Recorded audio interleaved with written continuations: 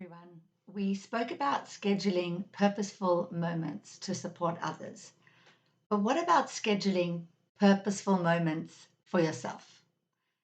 When a person is going through a crisis, a very challenging time, what happens is you become very insular, you become very inward focused. You put all of your energies into getting through what's immediately in front of you, which is very important. That's an important aspect to buckle down and to focus.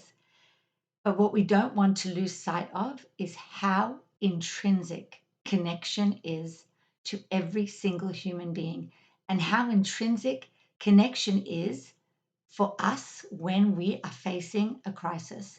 We may want to draw the blinds, switch off the lights, shut the door, don't take our phone, don't talk to anyone, don't look at anyone, don't engage with anyone, don't face anyone when you're experiencing so much pain.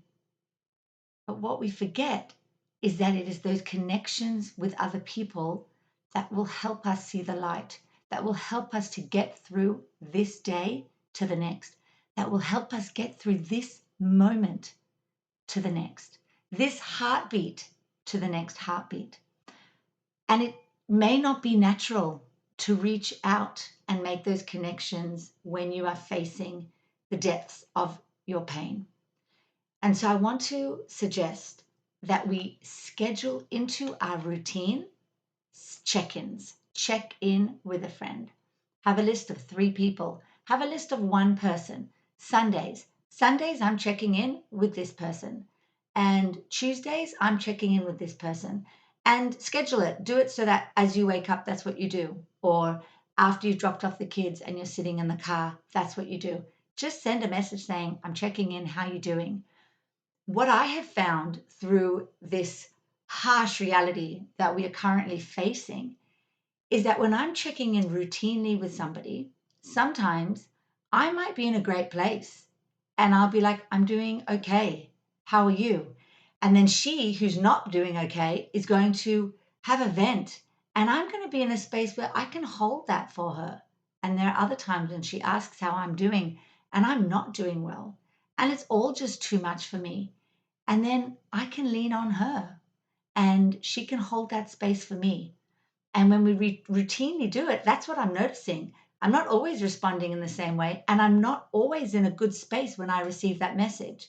But I can know that here is a trusting space, a space that I can try, that I can trust, to feel and to be honest with how I'm feeling in that moment on a Sunday morning or on a Tuesday evening. And then I want to think, how can I schedule in these check ins for my partner and for my children as well? Because if I'm receiving my check in, if I'm receiving support and validation and a listening ear, somebody to hold space for me, what that does is it allows me to be able to hold space again for the people I love most, the people I want to always be holding space for. And so then I'm going to think, okay, how can I do this for my husband and for my children as well? Routine check ins are always good, but especially in times of crisis. Bedtime, lie down with your child. What's going on? How was today for you? Did anything come up that you'd like to talk about? Maybe you're playing a game of cards on a Saturday afternoon. Check in. What's going on? How have you been understanding what's happening? How are you feeling? You miss them. I know, I really miss them too. Maybe you walk to the corner shop to get milk. Maybe you create the opportunity for that. Or driving in the car on the way to basketball practice. To make it something that is intentional and a routine. And remember, we're in it together. We are stronger together. We've got this, even when we don't feel it. We know it, and we're going to get there day by day. See you next time. Bye.